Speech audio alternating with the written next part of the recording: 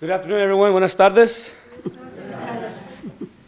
It's a pleasure for me to be here with all of you, and especially with the students that attend here at Cal. I appreciate you being here.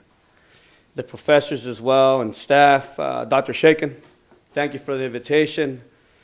Dr. Beatriz, Perez, muchas gracias. Rosemary, Joyce, Musalo, thank you for your great work.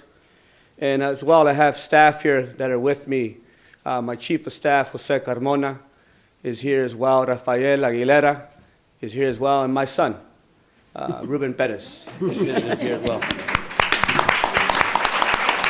So I guess what I'm going to try to do is connect the dots, right, from what you've heard already from our scholars and what was mentioned and my experiences while being in Central America and in Mexico. And let me just first off start by saying I agree that it perhaps isn't a humanitarian crisis, but a humanitarian emergency. But at the same time, it's also a man-made catastrophe. The truth of the matter is that, in my opinion, it is our responsibility, our moral obligation as fellow human beings, as Californians, to do everything we can to assist our brother and our sister. No matter what it may be, if it's the issue of immigration or a soldier, for example, that's homeless, or a single mother that perhaps is looking for work, that needs some assistance, I think it's important that we do everything we can to aid our fellow brother and our sister.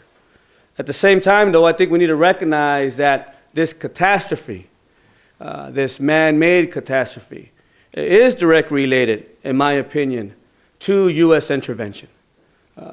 What we are seeing, the high levels of poverty and unfortunately homelessness in Central America and the lack of jobs and the fact that there are youth that are not going to school because of lack of public education, so on and so forth, those are all symptoms those are all symptoms as to how it relates why the United States intervened way back when it did, whether it was in Honduras or whether it was in El Salvador. I think we need to fess up to that.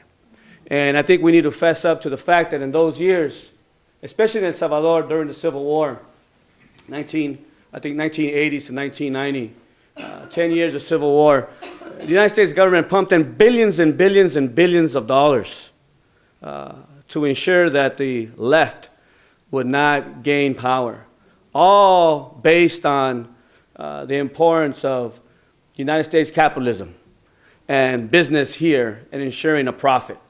So I think we need to recognize that point for what it is. And with that being said, because of the struggles that people are facing in Central America, I don't see those unaccompanied youth and their mothers as immigrants.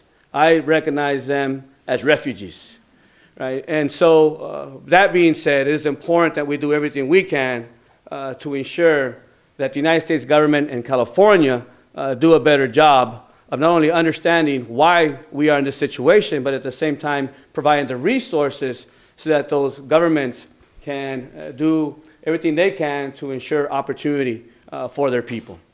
That's one point that I want to make.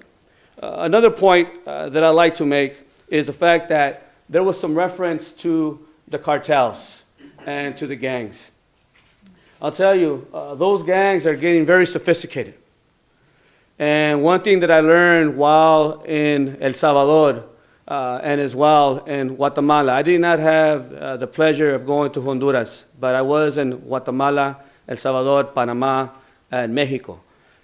Those drug cartels and those gangs are using social media to reach out to families and to reach out to the youth.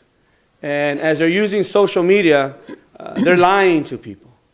They're saying that for $5,000 to up to $10,000, we will take your child and help them cross the border.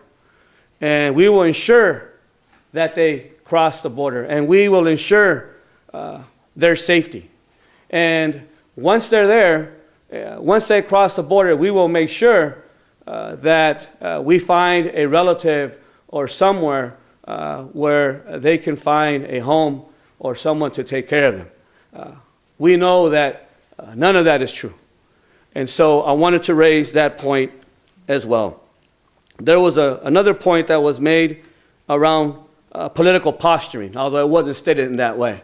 I call it political posturing for personal gain of politicos, in my opinion, that don't look at this as a humanitarian issue. And we do have them, whether here in California or in Washington, D.C.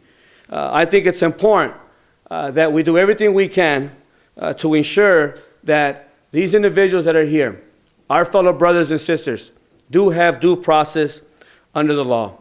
And I'm very proud of the fact that California is at the forefront. We've been a leader on many different fronts, right? Whether it's the ACA and healthcare reform or climate change and global warming, well, we ought to be the leaders once again when it comes to immigration. And we need to do everything we can to ensure that finally one day at the federal level we will have comprehensive immigration reform.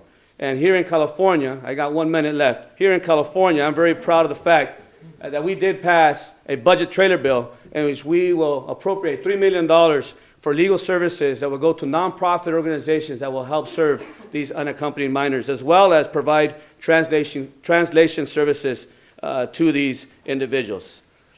And with that, I'd like to say that it's a pleasure to be here, and I look forward to your questions.